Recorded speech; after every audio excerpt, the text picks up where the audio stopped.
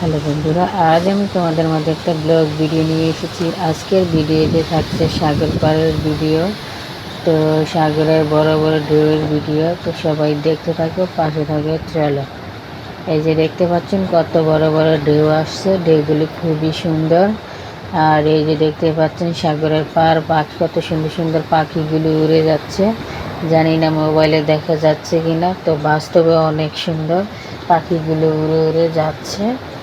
আর এই দেখতে পাচ্ছেন কত বড় বড় ঢেউ আসছে, কত বড় বড় ঢেউ আসছে। ও মাই গড, অনেক সুন্দর, অনেক সুন্দর, বিউটিফুল। তো আমি বর্তমানে আছি কুবামুলা আইল্যান্ডে।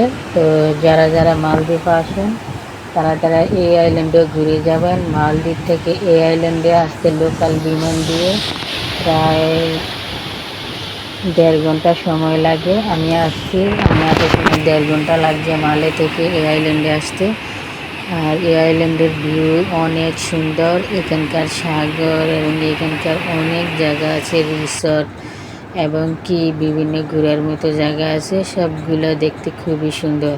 তো আমি সাগরের ভিডিও আজকে করতেছি। আজকে সাগর বহুত খারাপ, আর সাগর খারাপ হইলে সাগরের ঢেউগুলো অনেক সুন্দর হয়, অনেক বড় বড় ঢেউ আসে। দেখতে পাচ্ছেন কত সুন্দর সুন্দর ঢেউগুলো আসছে।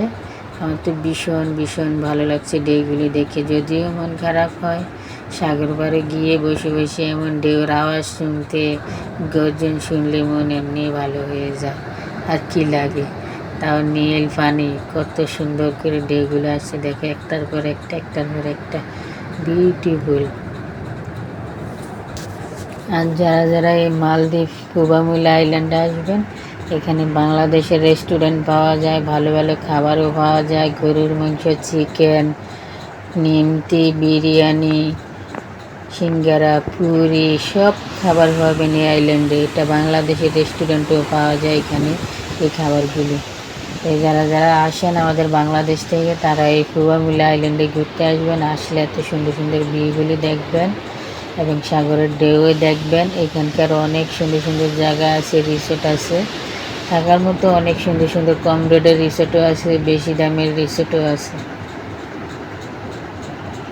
দেখতে পাচ্ছেন কত সুন্দর ঢেউ আসছে।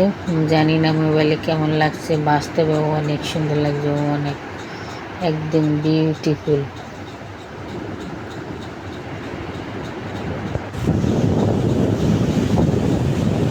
আর এখানকার নারকেলগুলো অনেক মজা খেতে। সকালবেলা যখন ঘুম থেকে উঠে হাঁটতে যাই সাগর করে বা ক্লান্ত হয়ে গেলে আমরা ডাব কিনে খাই। এখানে ডাব পাওয়া যায় ভরপুর, 3-4 আইটেমের নারকেল পাওয়া যায় এই আইল্যান্ডে।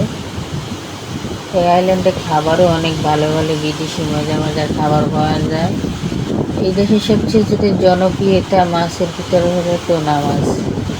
টোনা মাছটা এত খায় এই দেশের মানুষ, না নিজের চোখে না দেখলে কখনো বিশ্বাস হয় না। আমি নিজের চোখে দেখছি, তাই বিশ্বাস করে বলি এখানকার মানুষ টোনা মাছটা বেশি খায়। তো দেখতে পাচ্ছেন আমি তো আজকে ডিটেলস সবই বলে দিলাম। তো যাদের ভালো লাগে তারা এই কুবামুলা আইল্যান্ডে আসবেন, মালদ্বীপ। আর আজকের ভিডিওটা আমি এই পর্যন্ত শেষ করেছি। তো আমি তো নতুন চ্যানেল খুলেছি, তো যারা যারা আমার ভিডিও পছন্দ করে, ভালোবাসো, তারা সবাই আমার চ্যানেলটা সাবস্ক্রাইব করে আমার পাশে থাকবেন। আর নতুন নতুন ভিডিও দেখতে চ্যানেলটা সাবস্ক্রাইব করবেন। টাটা।